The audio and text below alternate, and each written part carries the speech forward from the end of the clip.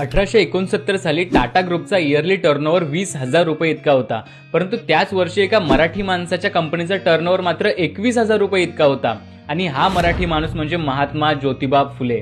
महात्मा फुलेंच्या Poona commercial and contracting कंपनीचा हा इयरली टर्नओव्हर होता आणि त्यामुळे त्यावेळेस महात्मा फुले हे टाटांपेक्षाही जास्त श्रीमंत होते।